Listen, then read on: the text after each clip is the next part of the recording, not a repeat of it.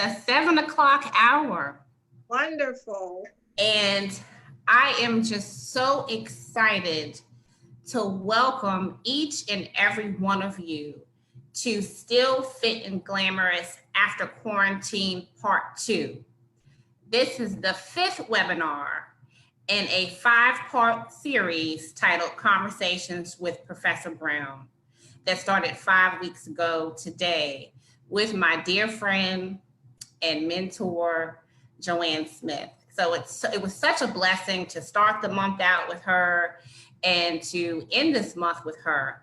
But this will not be the end, certainly, of Professor Brown's webinar series, and nor will it be the end of seeing Joanne in this platform as well. So thank you so much for joining us via Zoom, via Facebook Live, phone, however you are joining us. We just thank you for being with us this evening.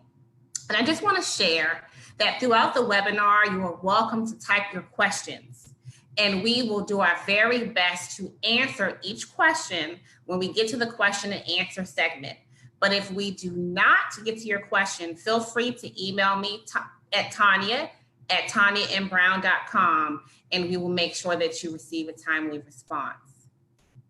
She is no stranger to you, but for those of us who did not join us 5 weeks ago, I want to introduce you to Joanne Smith.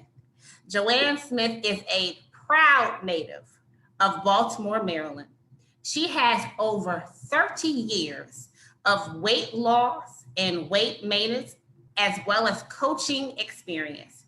She is the health and wellness finest coach. She is fabulous. And I had the pleasure of sitting at her feet 12 years ago in my very first Weight Watchers meeting. And she carried me through my journey, my weight loss journey, and she has been carrying me through my maintenance. Joanne is a proud wife, mother, grandmother, and she will tell you, but above all, she loves the Lord. Joanne, you want to greet our guest? I'd like to say good evening to everyone. I am so honored to once again be working with Tonya. As I've told her several times, she is my female Joshua. She came and got me and told me I am going to go forward. She'd be my translator. You know what I mean? And I'm so grateful for her. And we're going to have an exciting evening. Tonya, I'll give it back. All right. Yes, we are.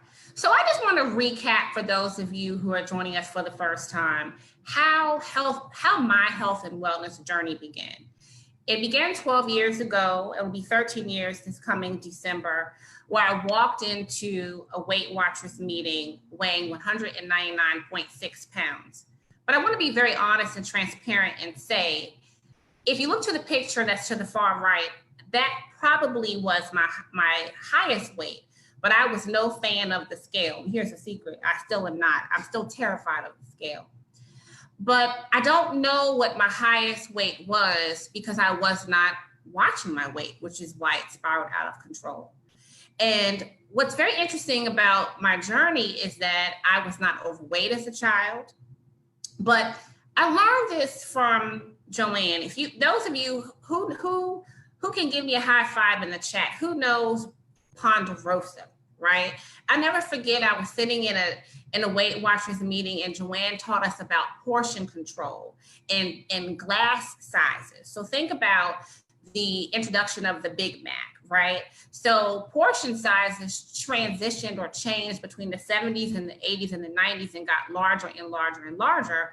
And so then our appetites became accustomed to eating more. But we certainly know that for someone who went from being about a size 6 when I went into college, coming out as a size 14, then getting to a 16 and then a 1X, it wasn't just about the sizes. It was about how I was coping with my stresses. Food was my companion. I was always the bridesmaid, never the bride.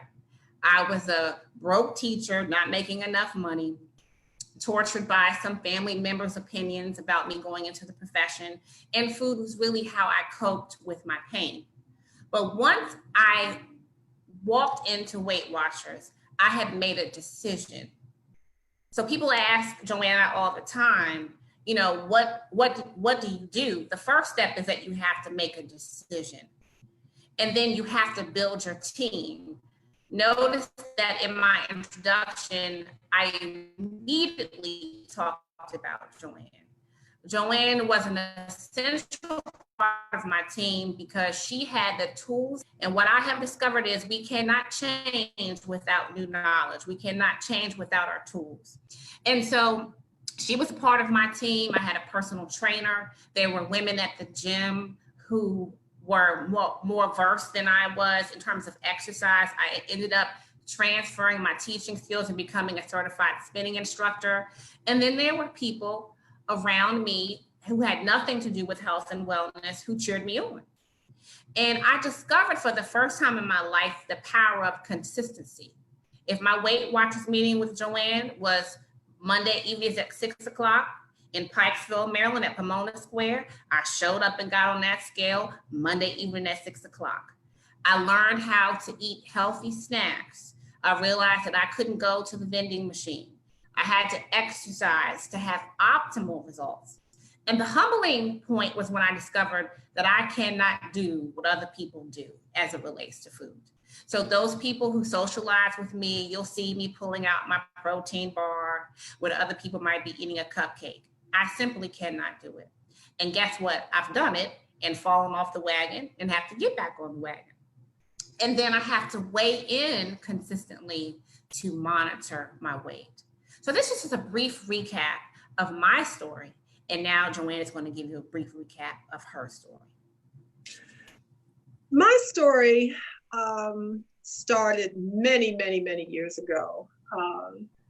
I was always a heavy child, always. And I was raised in the 50s and 60s. I wore an 11 size shoe since I was 11 years old. And that was the first indication to my mother and father that I should be a big girl, because nowhere did they ever see anybody who had ever worn an 11 at 11 years old. So mama's thing with me was, God must have meant for you to be a big girl or he wouldn't have given you such big feet. And you don't want to mess around and lose a whole lot of weight and then your legs are going to look like olive oil. Well, I had to hear that from mama for many, many years, right up until high school. And I think my highest weight in high school was about 185, 190. When I went on to college, my first year, instead of gaining the freshman 10, they would call it the freshman 10, which would have put me to 200. I went straight to 235. I found a little meeting, a little WW meeting up in Oxford, Ohio. I told mama I was going to start going to that. She told me, no, you're not. I did not send you all the way to Ohio to go to Weight Watchers. You're going to get an education. So I would sneak to the meetings. The daily fee was just $1.85, $1.85. You know, that was years ago. Yes. When I came home for my November Thanksgiving break, my mother picked me up at the airport and broke down and cried. She said, Lord, my child's on drugs. Now keep in mind, I'd only lost 25 pounds, but I started to look thin from the neck up. And you know, with some people, when you start looking thinner in your face, the first thing they're going to tell you is, don't lose no more weight. You starting to look sick. You don't want to mess around and take sick, you know, and then, I had to hear all of those things. So from 1971 to 1976, I struggled.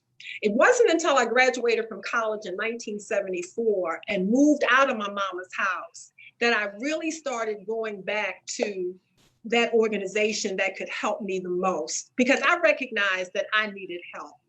And the rest is history. I got to my goal weight, losing the 85 pounds in 1976.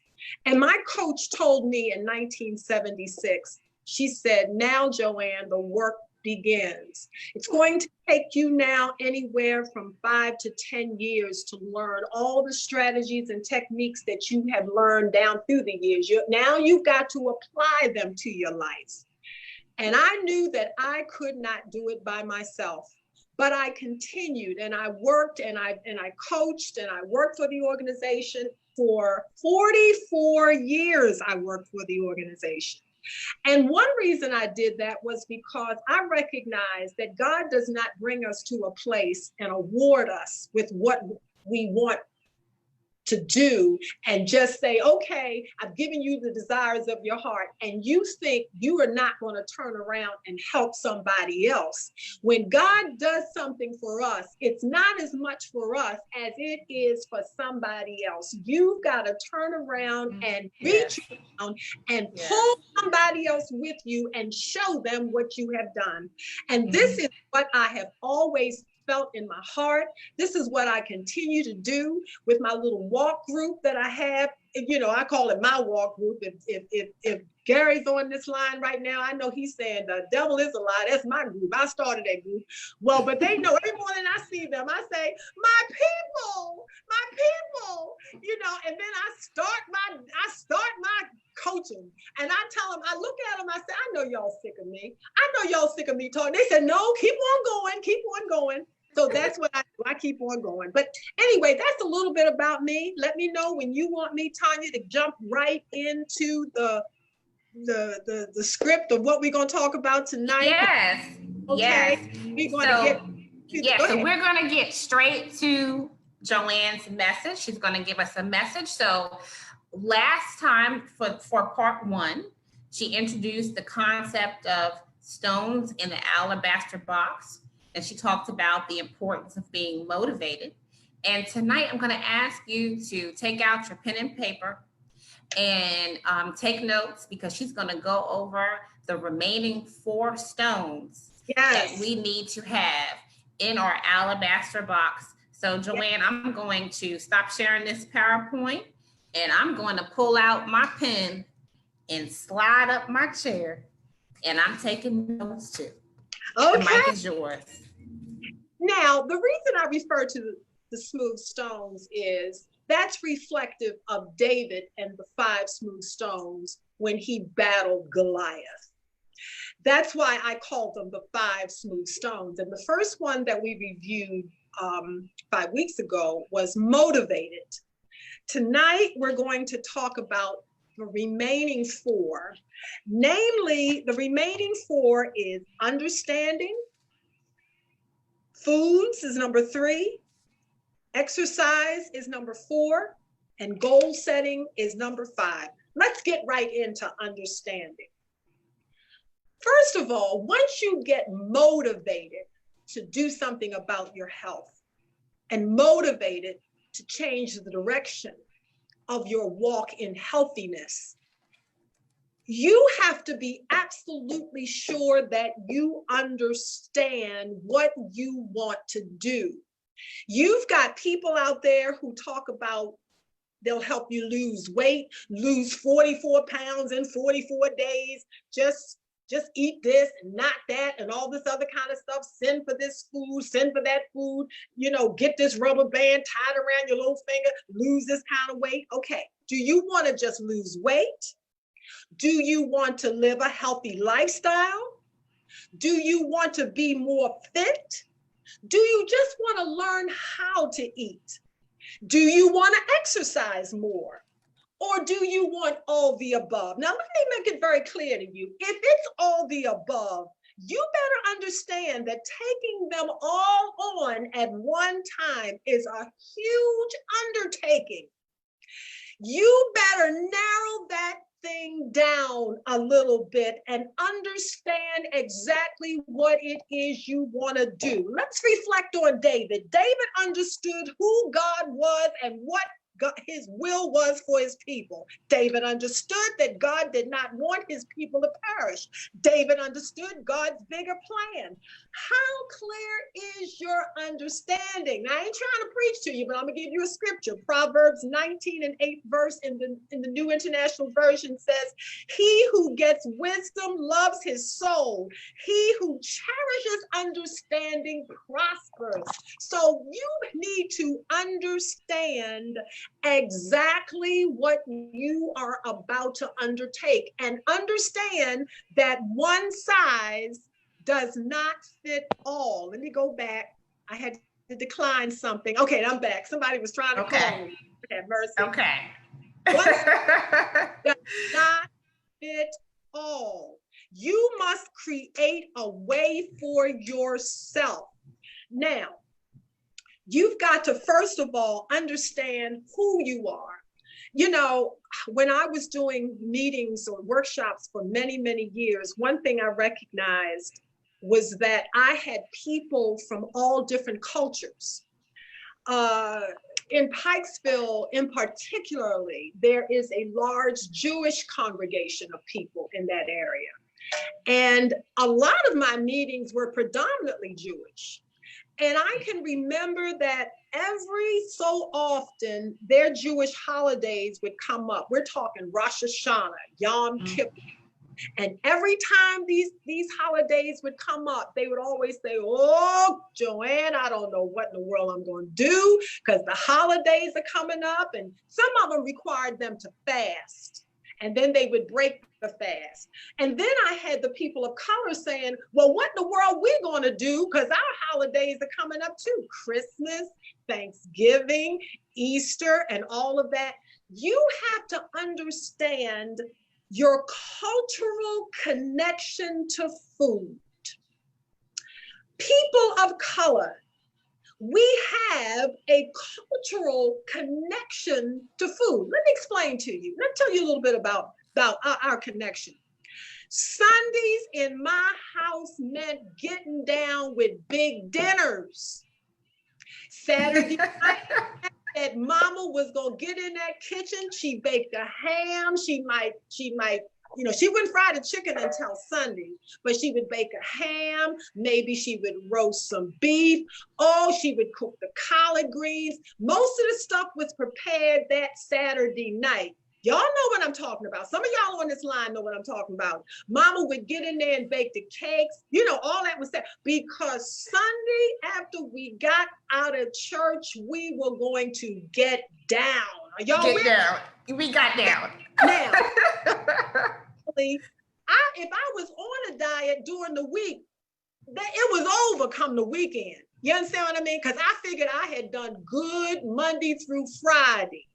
Saturday, my rhythm was off. Didn't eat no breakfast on Saturday. Why should I eat breakfast? You know, don't eat no lunch because we gonna eat something later on, usually carry out. Pizza, Chinese food, but Sunday morning was the feast after church. Now, let me also talk a little bit about our cultural connection to the holidays. You know, as long as I have been doing this, I understand clearly that the month that I struggle with out of all 12 months is the month of December. It is something about the month of December. Our Christmas holiday really starts, and I told my group that this morning, our holiday really starts on Black Friday. That's when we start getting in the groove and letting the good times roll. When I was a little girl, Mama we'd start to get ready for Christmas on Black Friday. We'd go down to Lexington Market, and that's when it was a real Lexington Market. You know what I mean? Mama would buy hard candies, you know, the Christmas candies shaped in ribbons and all those kinds of things. Then she'd get her dried fruits because Mama made fruit cake from scratch. She would pour the rum on the fruit cake and put it somewhere dark so that rum could soak all up in that. See, a lot of y'all don't like no fruit cake. That's because y'all ain't never had no real fruit cake. I done had fruit cake made from scratch. The whole month of December was an eating orgy. Do you all hear what I'm saying? That's one reason why when January comes, culturally, a lot of people start their diets because they have been on a food orgy starting in Thanksgiving, from Thanksgiving to January 1st. You have got to understand what is your cultural connection with food. Then the other thing you have to understand is, you know, what is your behavior? You see, I'm gonna give you the stones. The first one was understanding, and I sort of brought food up in there too, because a lot of these stones now are going to begin to overlap. After all of these years, and there have been many that I have done this thing, I've come to recognize that my connection, my behavior toward food and what food meant to me played a large role in my success. I've had people tell me all the time, either like they'll say, Joanne, you'll see, my thing is, I don't really have a problem with food. My thing is junk. I hear people say that all the time. Or some people will say, my problem ain't junk. I'm full with a lot of junk food. My thing is real food. You got to understand that all of it is food. All of it is food. Whether it is food that is high in sugar and salt, or whether it's food high in sugar, salt, and fat, or whether it's food just high in sugar. Because, you know, some people say, well, I like really sweet things, or they'll say, I like really salty things. And then some people, when they say, I like food, that means they want some meat and potatoes and some biscuits, but all of it is food. And you have got to recognize that, first of all, it's not all of it is food, but you've got to, first of all, pinpoint which one of them is your drug of choice. Once you recognize what your drug of choice is, then you can proceed with caution. Some people say to me, Joanne, I do all right until the nighttime. Then I start in on the junk. Now, my question to them is, how did the junk get in your possession? It didn't crawl under the floorboards. You must in the house. You cannot bring the drug in the house and think you ain't gonna go to it. Well, I gotta have it because my children like it or my husband likes it. I understand that. I understand all of that. The other thing you've got to understand is, if you're going to get on this journey of trying to change your lifestyle as it applies to your weight, you have got to change. You have got to change something. If that drug was sweets, you are now going to have to develop and acquire a desire to eat something that is not as fattening. That is the challenge. Some people say, no, I want to lose weight and eat whatever I want and still lose the weight. You cannot be a new creature in Christ still doing what you used to do. Now, some of y'all church people on here know I'm telling the truth. You got to make a change. And sometimes change can be painful. It is long. It don't come on overnight, but you have to take small steps. Then some people tell me, okay, Joanne, my problem is late at night. Okay, well, what's going on late at night? Are you tired? Are you mad? Are you bored? Well, mostly I'm bored. Well, what time are you usually bored? 12 midnight? Why don't you go to bed? Have you ever considered laying down and going to sleep? Well, no, I can't sleep because I'm nocturnal. I understand that. Well, then you better have other activities to plan for that will take your mind off of that food, because normally what you're doing is you're not hungry, you are habiting. You are giving in to old habits that have kept you bound all of this time. So let's see what we've got to do. We've got to understand what it is we've got to do first. Do we want to lose weight? Do we want to get fit? Now, let me say this about getting fit. You see people, I'm doing the exercise piece now. You see people, they're exercising, they're at Planet Fitness. They'll charge you 5 cents a day or whatever it is. Oh, that looks like something I want to do. Some of y'all got, I know some of y'all right now in your homes, you got treadmills, you got health riders, you got all these infomercial things in there, and ain't nothing on it right now but some coats and some hats and all that other kind of stuff. You ain't been on it since Fluffy was a puppy, because you sat there and you looked at the commercial and you said, oh, that looked like something I can do. Them people that's in those commercials are fit. Do you all hear what I'm saying? They are tighter than a tick's butt, stretched over fence posts. fat ain't jiggling nowhere on them. They've been exercising on them things for years. And then you order it, and then you be like, ow, that hurts. I know it hurts. You haven't conditioned yourself to this thing yet. The first thing you need to do is understand that you don't have to train for the Olympics to be fit. You don't have to do that. Is walking something you feel as though, let's see how I brought another stone in. I brought the exercise stone in. Is exercise something that sounds like a really good idea? Get yourself a good tennis shoe. You don't have to go out to the track with me and my group. You can go if it's too hot, because some people say, I don't know how you can stand that heat. Well, understand, we out there at 6:30. If you can't deal with the heat, go to the mall. You can go to the mall and walk around. There's some malls that are still open. Just do something. You have got to move. If you don't, first of all, a lot of times your body has atrophied. So therefore, that means that your muscles and your bones, it's almost like they've locked, because you ain't moved them in a while. So of course, when you first start off moving, it's going to feel unnatural. And yes, you may have some aches and a few pains, but in time, it will become easier and easier.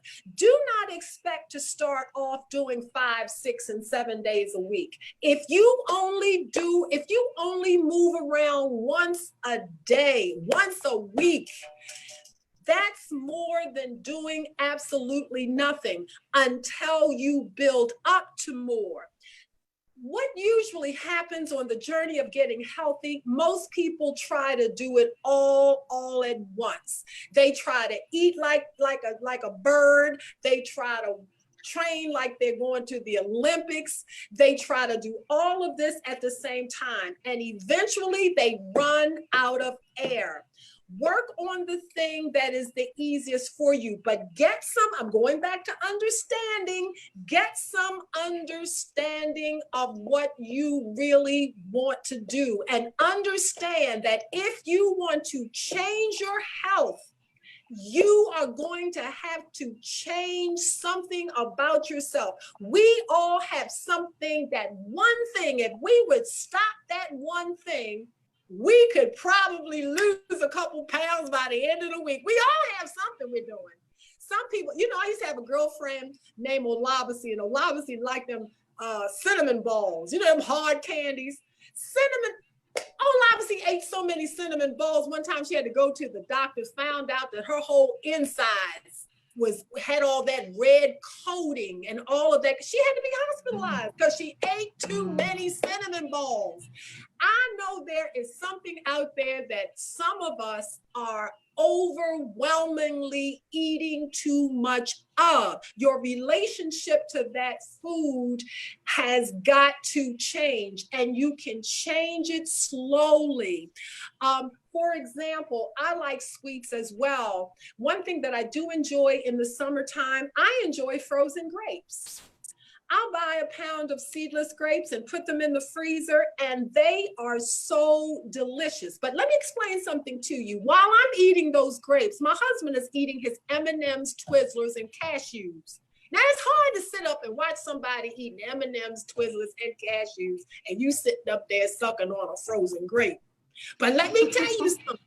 Mentally, while I'm eating them grapes, I'm saying, yeah, Joe, you got a closet full of clothes. You got to get in come fall. Let that man have them M&Ms and them cashews and them Twizzlers, because you can't do what he does and expect to get what you're looking for. That's another thing on this journey that you're on to get healthy. You cannot do what you're seeing everybody else do. You know what? It breaks my heart when I hear the numbers for the COVID-19, and I hear that people of color are leading the pack. And then they list the diseases that are unique to COVID-19. And the first one they put at the top is obesity. And I know that that word is linked to the BMI. I was telling somebody today, I wish they would do away with the BMI. The BMI has been out there since the 1800s. But unfortunately, that's what doctors are looking at. And if you have a BMI over 25, you will be considered obese. Fortunately, today, most doctors have decided that all they want you to work toward doing is to lose 10% of whatever you weigh now. So that could be a mini goal of yours. That you see how I went from food and understanding to food to exercise to goal setting. Instead of saying, girl, I got 100 pounds I need to lose. I don't know how in the world I'm gonna do it. I might as well go on to the knife and get it done. You ain't gotta do that. Take it 10% at a time. I remember a gentleman joined my meeting years ago, and he said to me, I'm here to lose 5 pounds. I looked at the gentleman, it was clear, and he knew, he agreed. He said, I know you think I gotta lose a whole lot of weight, but no, he said, I wanna lose 20 pounds. That's what he said, 20 pounds. He said, but I'm gonna do it 5 times. You see what I'm saying? 5 times 20 is 100. He told me, I don't care how long it takes, but every time I lose 20 pounds, I'm going to celebrate.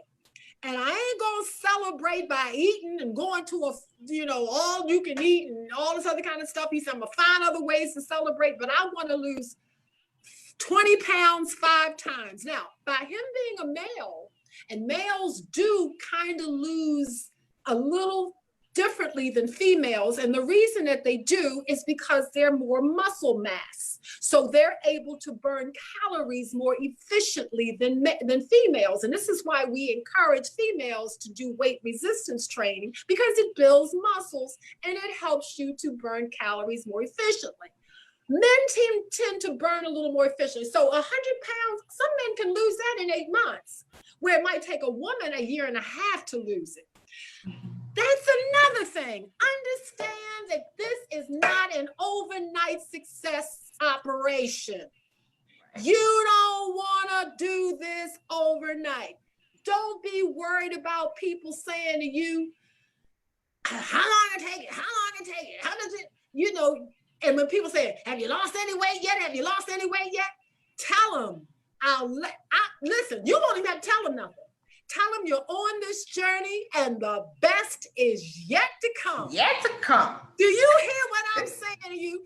Don't let nobody turn you around. Don't let nobody pull you off your goal by saying, well, it don't look like you lose no weight to me. Don't look like you lose no weight to me. Because see, people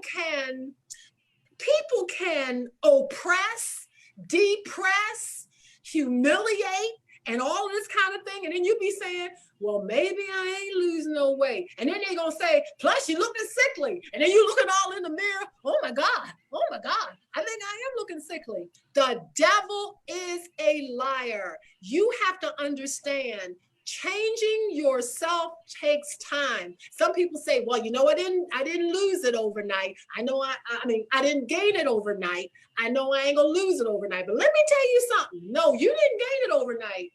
But it's gonna be a trial and error to lose it, and most importantly, to keep it off. You want to keep it off. I recognize at age 67, my metabolism is in a coma. I got to get up, get started. Do you all understand what I'm saying? Like starting an old car, I got to give it oil changes. I got to get the tire changed. I got to, put it in the service every now and then. I got to help this body out. I was looking at Nancy Pelosi this afternoon at that funeral. That woman got it going on. Don't tell me, well, she got money. The devil is a lie. Even if you got money, don't mean you're going to be healthy. It's a whole lot of rich people out here with money who need to do something about their health. You don't have to have a whole lot of money to have common sense. Go somewhere and get the information about what you need to do. Talk to people. Surround yourself with the right bit of information. Let me go back to goal setting. You should always set a goal. I've seen a lot of people who would come in and say, I need to lose this weight because I have a college graduation, or I need to lose this weight because my daughter is getting married, or I need to lose this weight because I'm going to a reunion. I need to lose this weight because of one goal that they're setting. They will lose the weight, go to the wedding, thrill everybody. As soon as the wedding is over, go right back to doing what they were doing before. You have always got to have goal settings as it relates to your journey of healthiness. For example, one of my goals is to drink plenty water all of the time. I don't drink enough water, and I've been on this journey for over 40 years trying to be healthy. Water is not my favorite beverage. It just simply is not. So I always, set goals. I need to drink at least, 2 16-ounce bottles of water every day. That old saying, is it true you got to drink 8 glasses of water a day? Not necessarily, but you need to drink some water. The other thing that you might want to set a goal on is that you want to at least eat out of 21 meals during the week, let at least half of them be the healthiest meal that you can possibly have. 3 meals a day, 7 days a week, 21 meals a week. That's a lot of food. At least 10 of them should be the healthiest ones that you can possibly make. If you don't know what healthy is, and you all know what healthy is, God has put everything on this planet that we need. He really has. He has given us the fruits and the vegetables and the protein and the whole grains and the dairy. Everything that we could ever want, He has provided. What have we done down through the years? We have learned to take. You know what? Let me tell you something. When I found out that Subway was putting tire rubber in their bread years ago, it came out that part of the process of making those sub rolls required tire rubber. And of course, they had to recall a lot of their rolls. Some of y'all don't remember that, but I never forgot it. So every time I see a Subway sign, I think of tire rubber. Why am I saying this? I'm saying this because God has provided us with everything we need in terms of nourishment. The food industry has taken a lot of foods and processed it so much to stretch it and make profit out of it. Then we've eaten it and went off and said, good, good. We made a song about Campbell soup. That's what Campbell soups are, good. And guess what? Campbell soups are loaded with sodium. So much salt. I mean, those canned soups, because they have been processed. Have you ever thought about making your own soup? Using vegetables, using tomato puree, using vegetable bouillon, using your own sweetener, using cumin, basil, and all of those types of herbs and spices that God has put on this earth. Now, I've heard people say, I don't like the way that tastes. I know you don't like the way that tastes, because culturally, that's not how we have been eating for years. You've got to acquire a desire to have a different taste. You've acquired a desire to lose some weight. So in your getting, get some understanding about what you need to do. If you stay motivated, if you get some understanding, if you understand what foods you truly need to nourish your body, if you move it as God intended us to do. I don't know one disciple that had to go to Weight Watchers. Not one. There was some walking people back in the day. And guess what? People over in European countries, over there in the Middle East, they don't even know what the obesity epidemic is. So the United States is not only battling with COVID-19, they were battling with diseases that would eventually lead to us being susceptible to COVID-19 before COVID-19 even got over here. But we're going to plead the blood of Jesus on COVID-19 right now. And everybody on this line under my voice, I pray you good health. I pray that you make proper choices each and every day. And guess what? It ain't about being skinny. Don't nobody want no bone but a dog. You want to be as healthy as you can be. Don't worry about the size 10s and the 8s and the 6s and all of that kind of thing. You worry about being as healthy as you can be. Don't worry about what that looks like on somebody else. You be concerned about what it looks like on you. Just because it looks like this thing on a Lulabelle, oh, look at Lulabelle, she ain't got no stomach. I wonder how come she don't have no stomach. Don't worry about why Lulabelle ain't got no stomach. You go on and deal with your own stomach and why, this one, no, and I wish I could do this. As I said before, getting healthy is not a one size fit all. You want to do your best, and whatever that ends up looking like, so be it. You want to be able so that when you go to your doctor the next time, he is smiling instead of frowning. Because let me tell you something. I got some girlfriends who do not visibly look overweight, but who are extremely unhealthy because of their relationship to food. Their rhythm is off. They're malnourished. They look good in their clothes, but they got health issues. So even people who appear not to have health issues or have a struggle with their weight, they are too learning to create a new relationship to food so that they will be healthy. It all leads back to how we are nourishing our bodies, everybody. God did not make no mistakes when he put on this earth all of the foods that we needed. Then get understanding. Pray for the discipline and the timeliness that, because for everybody, the timing is wrong. Everybody, oh God, I gotta hurry up and get healthy now because COVID-19 is out there. Oh, I gotta hurry up. You ain't got to hurry up.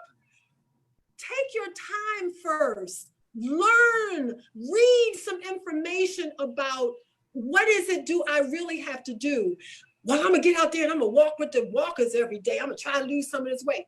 There's some people walking around that track 400 times and ain't gonna lose no pounds because as soon as they live there, they go into McDonald's and get the big breakfast with the pancakes and plenty syrup. And then after they eat the pancakes, around 12 o'clock, they go into this other place, had these hamburgers they was talking about the day was walking around, the greasy place. What's the name of the Five Guys? Five Guys. I ain't never been to Five Guys, but guess what? That's my assignment. I told them today, I'm going to Five Guys, not to eat the hamburgers, but I'm going in there to investigate. Or show me a healthy version of their greasy burger. I bet you $5 if I tell them to give me a healthy version of their hamburger. I bet you $5 they will be able to make it. And if I tell them I don't want your French fries, do you all have salads? I bet you, I ain't never been to Five Guys, but I bet you they got some lettuce and tomato back there somewhere. They can throw some onions on or something. I tell you, because y'all go in these places, y'all don't even want to ask for the help. I ain't going there. Nobody wants Five Guys and eat no salad and don't want to go. Well, guess what? Joanne, why are you cutting up? I like going to them kind of places and making their heads spin around like the woman on The Exorcist, because I am determined, y'all, to live my best life and to do it healthy. Understanding that some absurdities are going to creep in. No, I don't think I'm all that, y'all. I don't think I'm all that. But I've been doing this a long, long time. And I trust what I have learned. And God knows I'm trying to live what I talk about, what I preach about. I'm trying to live that life. I know it makes some folks mad, but they'll get over it, honey, because I am going to do the best I can. And once they get over their madness, hopefully they'll sit beside me and I'll give them some information too. So did y'all get them all? Y'all got motivated. Y'all got understanding. Oh my God, go back to that so many times. Do you understand what it is that you really want to do? So many people say, I just want to look like Beyonce. You ain't gonna look like that. Now you might look like one of her backup dancers, but you stop saying you want to look like somebody else. God did not make you that person. He made you perfectly who you are. So you are to be who you are. Because with all of us, everybody has something somebody else wishes that they had. And once you start getting up in age, all you gonna wish for is to get up out the bed in your right mind. How about that? Get up out that bed and know what day it is. Guess what a blessing that is.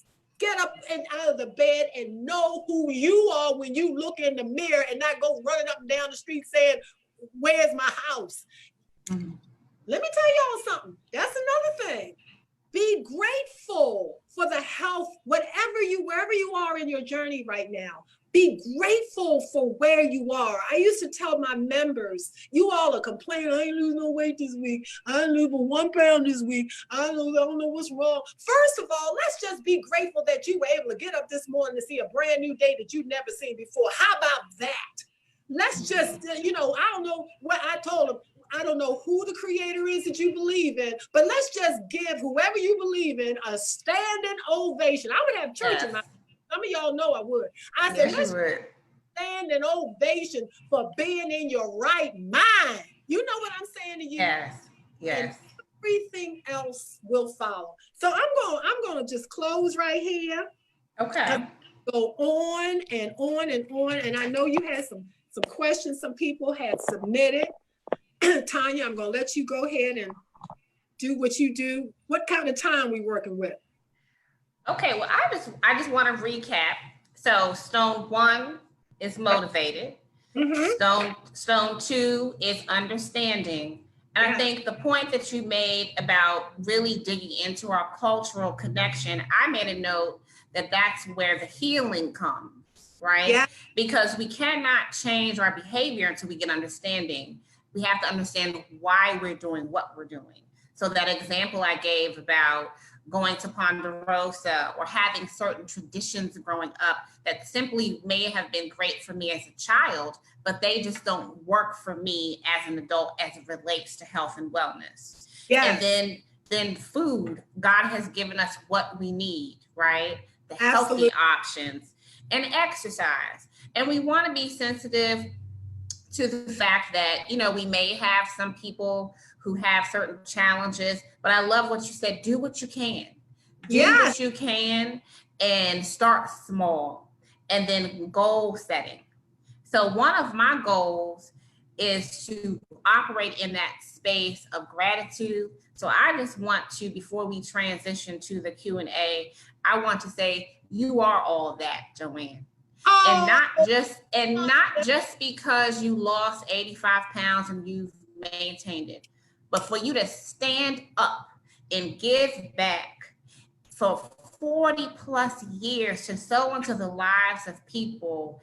And who knew when I walked into the Weight Watchers meeting 13 years ago, yes, it's a blessing that I lost 70 pounds, but it's a greater blessing to have you in my life, to call you friend, to share this space, and for you and I to be able to come together and be a blessing to people during quarantine. And baby, those haters, they raise up.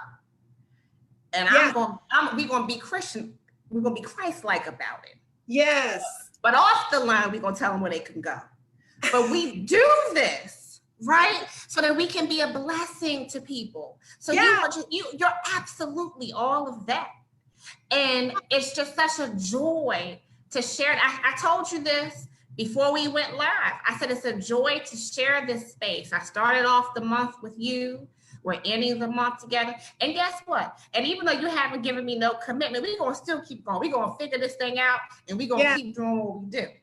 Yeah. All right. I'm going to have I still teach up in Baltimore. All right. So I'm going to have to hit 95 and come ring your doorbell, because we have to keep going, because you have a gift and you are a blessing to me and so many others. So I just, before I turn over to the questions, I just want to say thank you.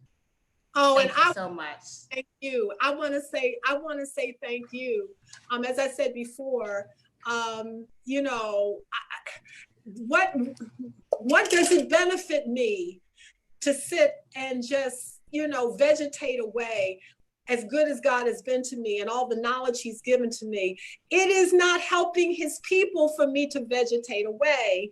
You came and you were the female Joshua. You let me know, you told me, and you asked me what was I gonna do. I said, I ain't gonna do nothing. You said, wrong answer. So, you know, after that, you reminded me that my job is not over. And I'm here to say that my job is not a youngster compared to some of the people that I saw on the TV today that were at the congressman's funeral. And these people are still out there doing their thing, y'all. They ain't dead yet. Even the gentleman who was 91, who gave such a beautiful keynote at the funeral, this man gave a speech and did not stutter.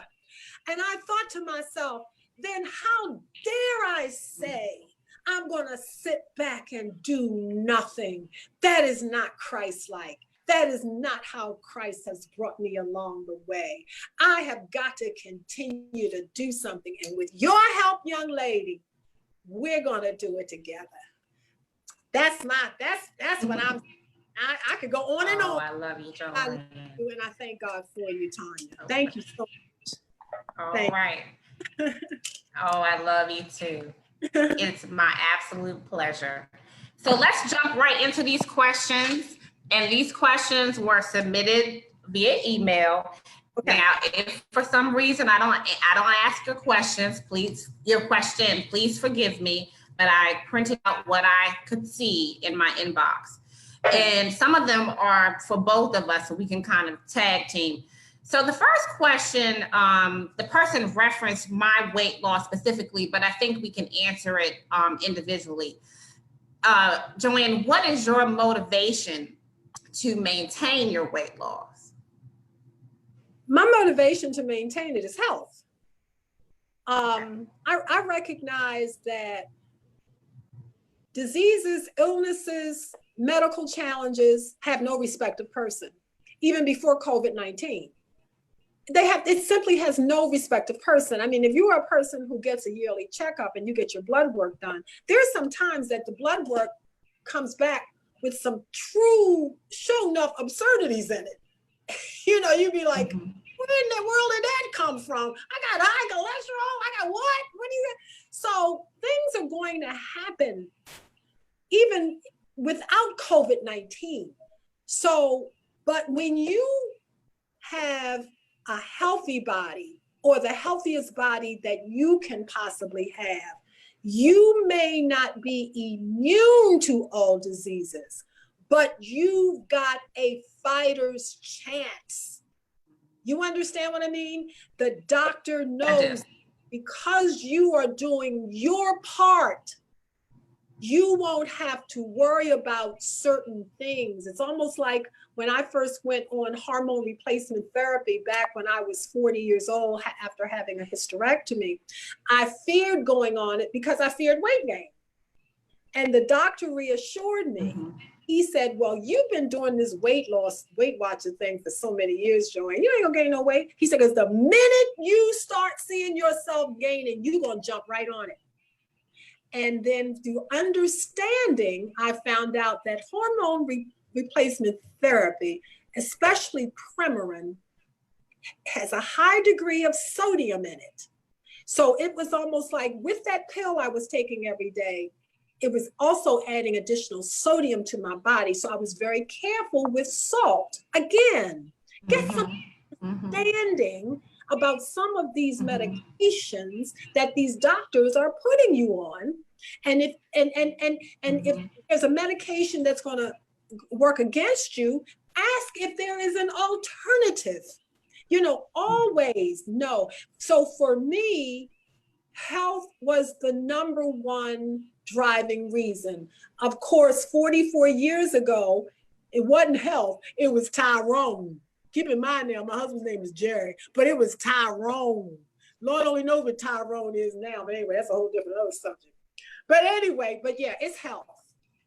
Okay. So for me, my motivation is health too, because I really believe I would have died young. I can recall my knees hurting all the time, and really feeling ashamed. So, you know, for me, I think of physical health and mental health. I look back at pictures where I would put my face down to try to hide the double chin, right? But we want to walk tall. And when we're living our best life, when we're operating in health and wellness, and we're working towards it, because the reality is, you and I have said this, until the day that we die, yes, we're going to be doing this, right? Yeah. So we don't want to be bowed. God doesn't want us to be bowed. And so I think about how I allowed people to treat me. And baby, when I learned the concept of boundaries, I learned them initially boundaries with others, but then I saw such a connection between me getting some self-control, right? So health, and then also, Joanne, I worked too hard to lose the weight. I know, right? I don't want to have to, I mean, I have fallen down at times, but I don't want to have to go back and wake up. And I went to, I had an 8 o'clock class that semester, getting up at 4:30 in the morning. I'm not interested in getting up at 4:30 in the morning. My girlfriends know, don't call me before 8 because I'm asleep. I'm not a morning person, right? So I don't want to have to do those things again. But the overall motivation for me is really to maintain both my physical and mental health. All right. Yes. So the next question is, how do we both maintain our weight loss? How do you do that? You go first. Well, first of all, I've developed a pattern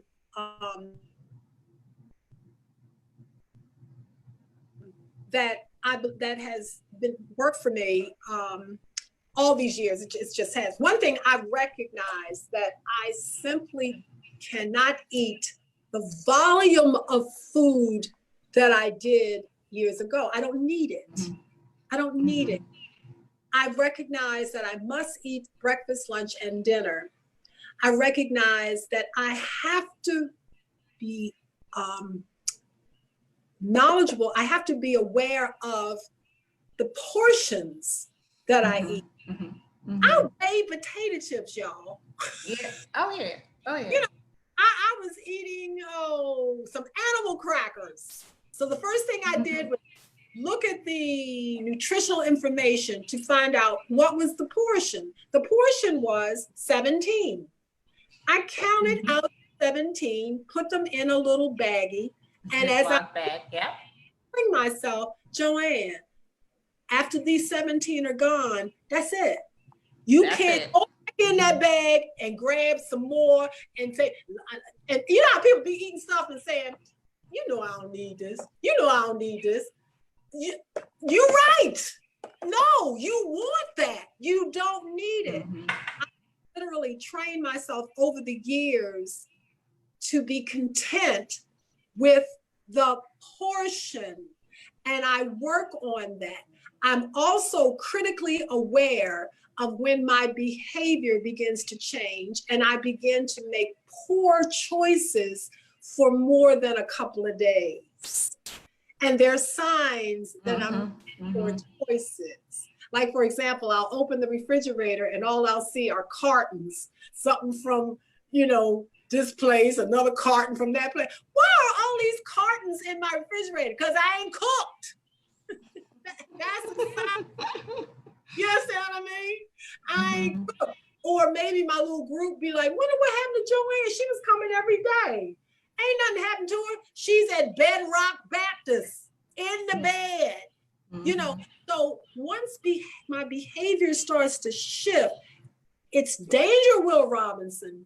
So I'm very keen on trying to do my very best most days during the week. Yes, some days I fall so far off, it's ridiculous. And you know what I say? Well, put a big X through this, but tomorrow morning, I'm back on board. Not no Monday, because you fall off on Wednesday. You're going to say, uh-oh, it's hump day. I'm too close to the weekend. I might as well just start over on Monday because I'm going over Aunt Sally's to dinner on Saturday and I'm going this way on Sunday. Monday is tomorrow. That's how I keep my weight off. And I don't use scales. Okay. I don't use scales. No, scales are depressing to me. No, no. Long as I do what I'm supposed to do, the scale will take care of itself. That's right. What do you do? So I have a food scale, and just like you said, you weigh your foods.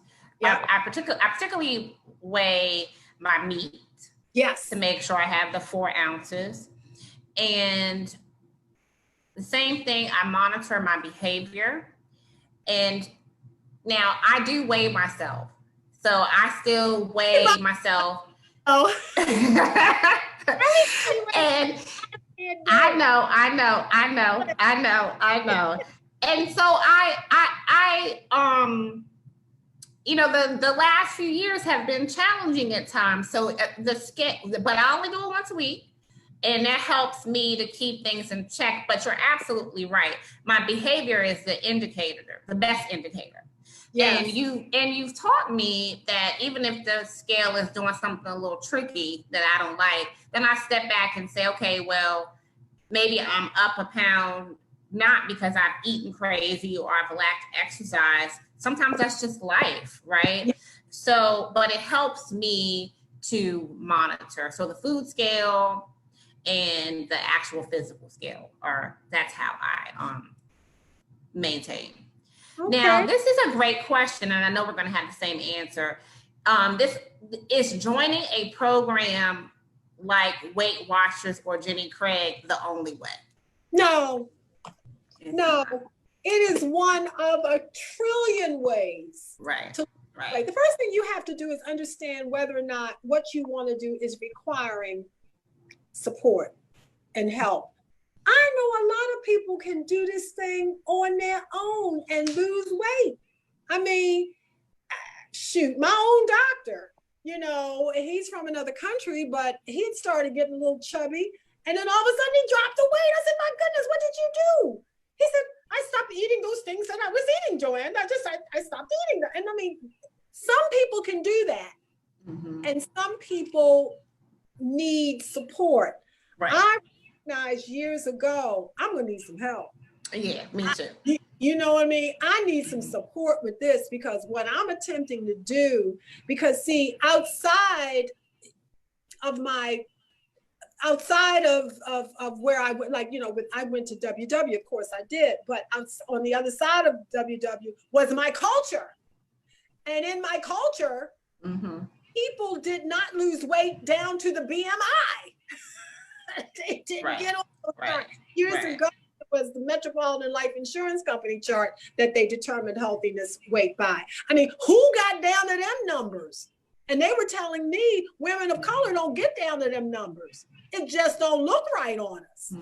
So I wanted to see if I could really do it. And I needed some support doing it because I was hearing, no, you can't. You know you can't. You got big bones. Ain't no sense in you giving your money to them people. You know, I kept hearing these things. So I loved getting the support. I loved being around people who talked my talk. that I could say, guess what? I ate the whole 3-piece. You know, and sucked the bones. And I went a vanilla milkshake, you know what I mean? And for people to understand what that meant and to understand how depressing that was for me, whereas other people were like, what's so bad about that? It was just a 3-piece. It wasn't like you ate a bucket. You know what I mean? I wanted to hear people say to me, how are you going to do better tomorrow? What steps do you, or what would they say? Retrack your steps. What was going on before you pulled through the trial? What's that 3-piece? See, most people don't talk like that. In other words, right. 3-piece in your hand. That's what we got to talk. So you got to figure out, do you really need the support? And then once you do, figure out what type of support do you need, you know, and then go from there. Do your research on these different weight loss organizations. Because again, it's not one size fit all. Oh Lord, somebody just sent me a text and said, I'm gonna get them in trouble. Gary didn't start the walking group. It was Shay. I had to make that correction. Okay, now back. I'm sorry, I had to do the commercial. Okay, that's okay. But you did lead us right into our next question, which is how does mood affect your weight? I think the question, how does our mood affect our weight? So maybe how does our emotional state affect our weight? And that's when I referenced that. I think for me, I was so down, you know, when I was at my highest weight, and they kind of worked hand in hand. You know, had a bad day. Oh, I'm calling Domino's Pizza. I would get a medium ground beef pepperoni, 2-liter Diet Coke, and I'm going to eat it, right? And drink the soda because my mood was already down. So I coped with healthy and bad behavior, bad relationships towards food, or a bad relationship towards food, and then now my weight is up. So it's cyclical, right? But when we get understanding and when we get new tools, then we can change and we can develop healthy ways to cope with our stress. Yes. You know, a lot of people say they're emotional eaters. You know, I remember when my son was a teenager and I'd come home from work and he wasn't home doing his homework, and I had started going to the refrigerator, open the refrigerator.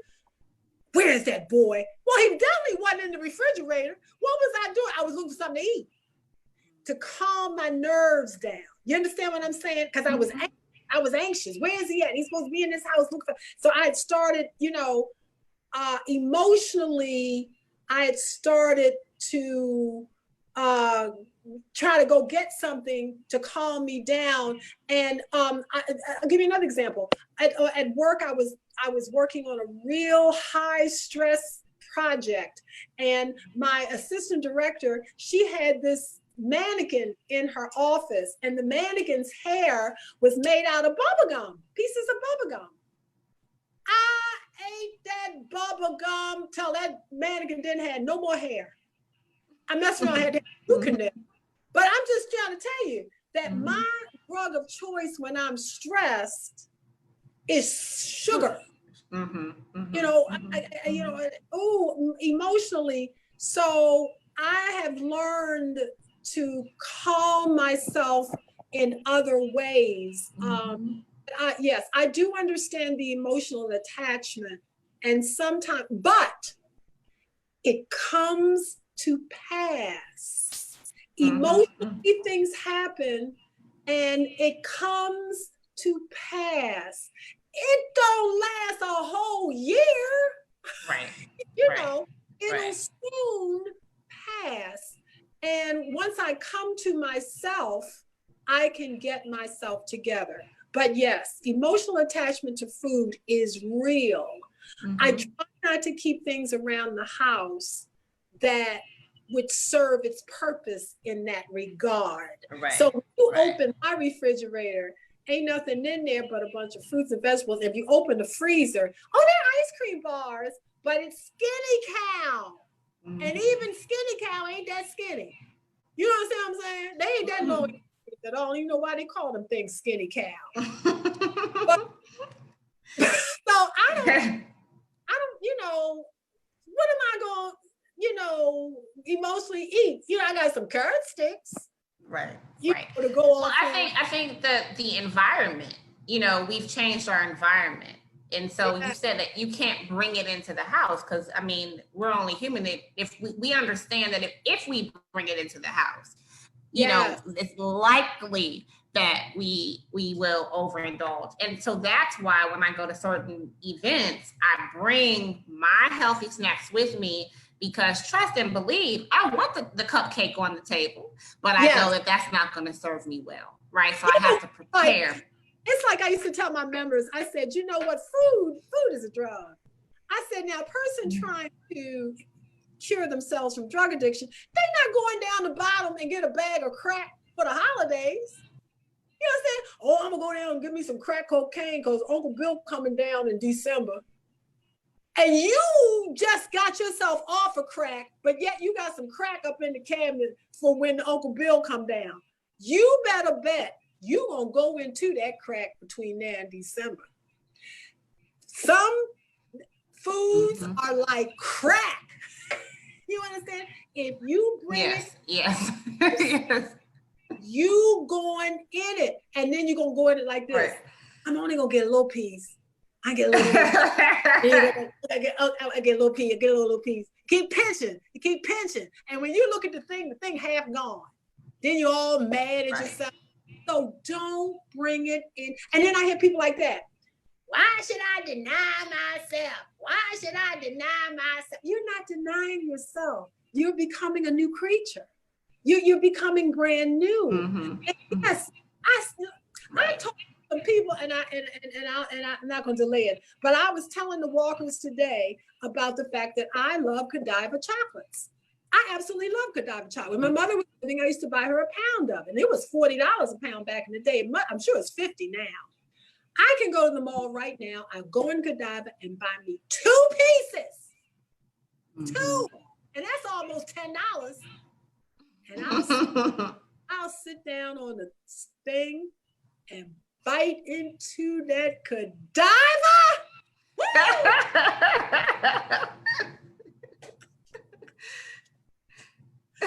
You I do. I ain't gonna gain no 85 pounds on no 2 pieces of candy. The devil is a lie.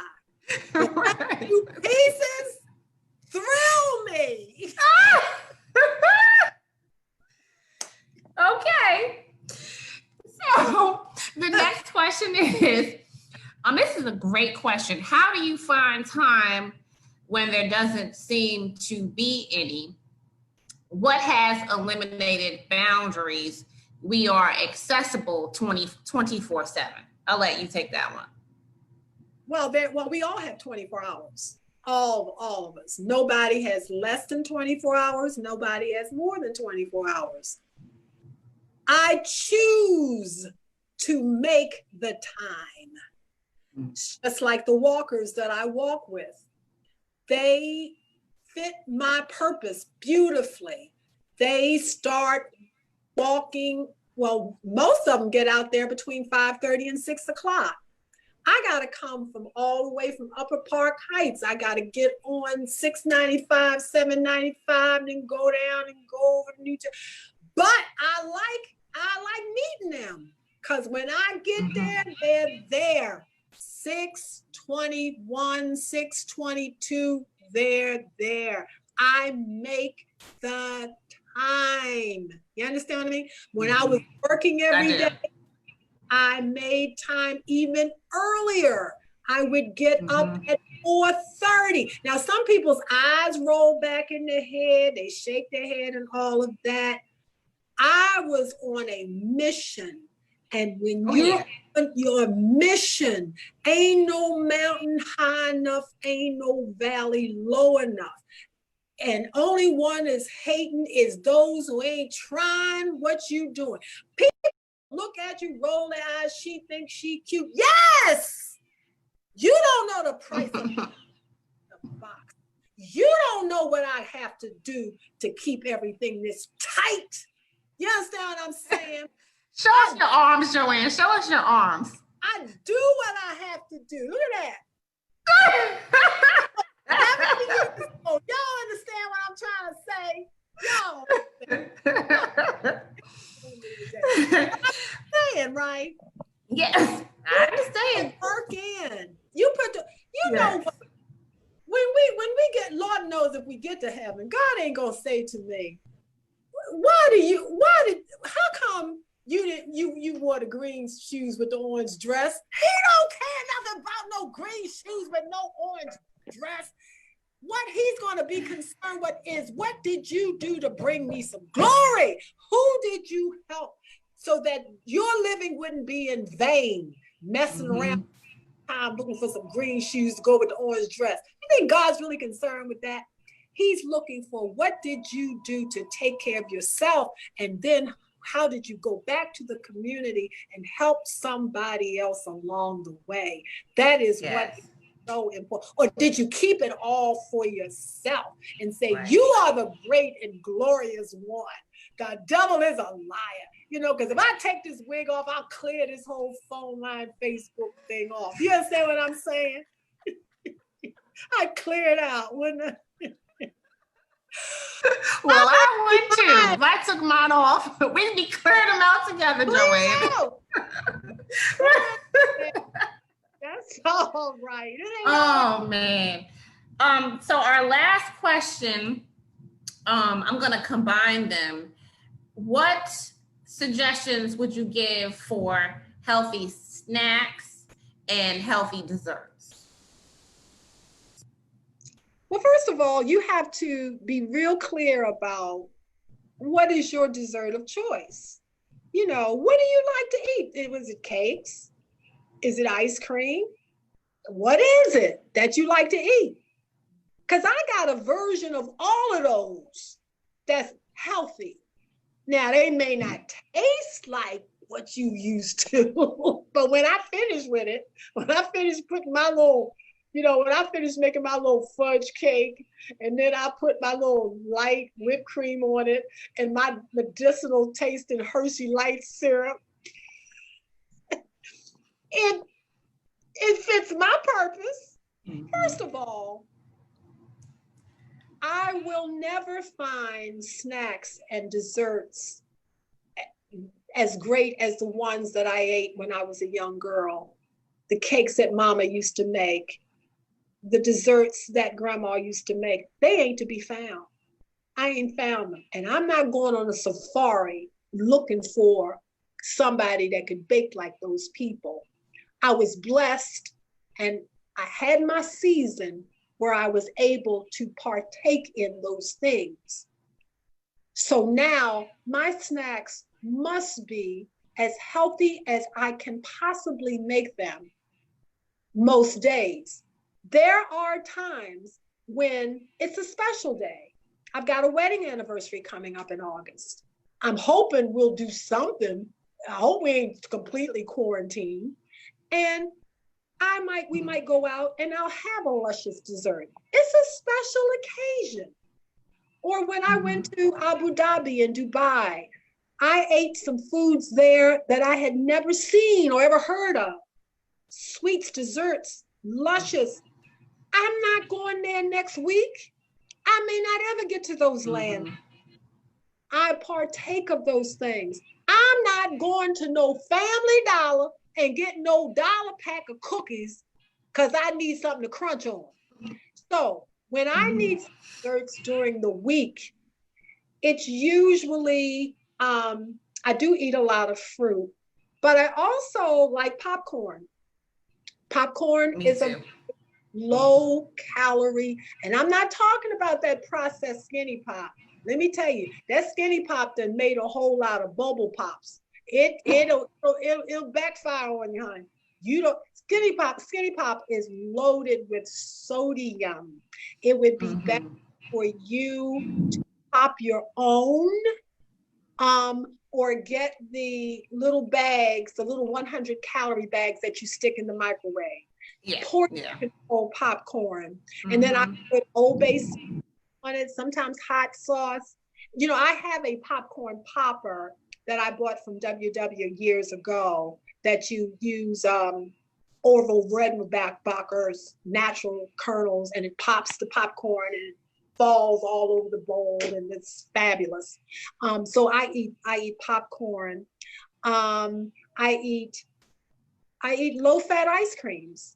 Oh, and when I eat my ice cream, I have this little 4-ounce ramekin dish, little 4-ounce ramekin bowl. I put my ice cream in there because that's what a serving is. A serving is half a cup, believe it or not. A serving is not a bowl. It really isn't. I put my little cream in there. And then I have these little spoons that I bought in the back of Marshall's, these little baby spoons that are stainless steel.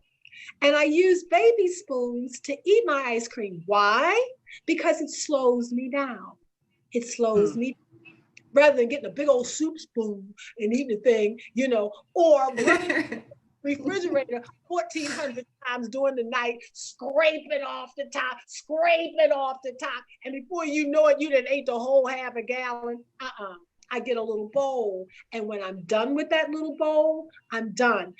That way, I feel as though I've had some ice cream, I've had a serving of it, and I'm done for the night. You know what I mean? Even if it was so good, and I say, oh, that was some good ice cream, so be it. Don't you dare go back and get another bowl. You don't need no more. So I do a lot of talking to myself. Oh my God, I talk to myself all of the time. Sometimes I have to tell myself, self, come out that kitchen. What are you looking for? Why are you slamming the cabinets? You don't need you know? And then sometimes to stop me, I sit down and say, now look, what have you had today? You had eggs for breakfast and you had a half a bagel. Then for lunch, you had 2 crab cakes on a roll and you had a salad. Then for dinner, you had salmon, a baked potato, and some peas. And then for dessert, you had half a cup of ice cream. Why are you in this kitchen? See, I roll back, I rewind the tape in my head. But see, some people are hungry because they're not nourishing their bodies properly. They might have had 1 slice of cantaloupe at 6:30 this morning, and right now they hungrier than a junkyard dog. And then rightfully so, and they end up at Popeyes. You know what I mean? And what they get in Popeyes are more calories than I've taken in 2 days. So, you know, so much you have to consider. And you have to, and a lot of planning. That's another thing. Plan. Like, for example, I was talking about the animal crackers. I've had the animal crackers today. I had around 1:30. I don't need no more sugar today. I don't need no more crunchy snacky today. That's it. If I need anything else today, I'll go in that kitchen and get me some watermelon. You follow what I'm saying? I do. Back to them animal crackers, nor am I going to the popcorn because I didn't have a crunchy today. You see what I mean? I keep track of my snacks that way during the course of the day. I don't need more than 1 or 2 processed snacks a day. That's where you get in trouble. All these processed snacks. My next snacks better be natural, something that God planted in the earth. And if see, some people say, I don't want that. Well, guess what? You ain't hungry. You don't need nothing. If you don't want that, you ain't hungry. You know what I mean? So yeah. Easier said than done. But it's a mindset. Let me tell you something. The battlefield of the mind. Ooh, the mind. You got to get up here what it is you really need to do. And stick with it, and then surround yourself with everything you have to surround yourself to help you stick with it. You know, my team that I used to work with in WW, they will tell you, I don't weigh myself at home, and I don't. But if I were coming there to do my monthly weigh-ins and that scale didn't say what I wanted it to say, oh, they know Joanne going off. God, oh my God, I would go off. Let me tell you something. And we ain't talking a whole lot of pounds. We talking maybe 2 pounds, you know what I'm saying? Or maybe 1.4 pounds more than I wanted to say. Let me tell y'all something. I have literally stood up and cried in front of my members behind something like that. Cried! And they're like, Joy, why you crying? I don't know how that happened. You hear what I'm saying? But guess what? It feel better crying in front of them than to do the doctor's office, because he done told me whack doesn't happen because I didn't gain so much weight. You understand what I'm saying? I do. I'd rather cry in front of some people who understand them tears. 1.4 pound tears than sitting in the doctor's office crying about something because I'm sitting there 50 pounds overweight and don't understand how something come about that I could have controlled. You understand what I'm saying? Because I think we understand that that's where it starts. It starts with an additional 1.4 pounds. And then if you don't have the tools in your toolbox, you don't know how to get it off. And then 1.4 becomes 2.4 and 3.4 and 20.4. So, I mean, that's really what's behind the tears when you have the understanding. Well, Joanne, we are nearing the end. I have gone over all of the questions in our that we received via email, and I just want to say to everyone that I will be continuing the webinar series throughout the month of August, every Thursday, starting with next Thursday, part 2 for hair loss and natural hair loss and natural hair care with Dr. Kendrick and Susan Peterson Bishop. They're coming back to answer all of the questions that we didn't get to the first round. A conversation the following Thursday on unconscious bias with my new friend Howard Ross. And then the third Thursday, a conversation with Dorothy Butler Gilliam, who was the first African-American female reporter at the Washington Post. And then the last Thursday, a conversation on caregiving with Brittany Kipp at AARP-DC. Please check your emails every Monday to make sure that you're receiving your invitations from me. Save my email address, Tonya@TonyaMBrown.com, to make sure that you receive emails. And as I shared, Joanne and I, we're going to get it all figured out. We're coming back for more health and wellness webinars and workshops in the fall. So thank you again. Thank you to those of you who joined us via Zoom, phone, Facebook Live. My phone has been blowing up, but I can't wait to sit back when I have my healthy dinner to respond to those text messages. And just thank you so much. And we wish you well on your health and wellness journey. Yes. And Joanne, I'll let you give the final word. All right.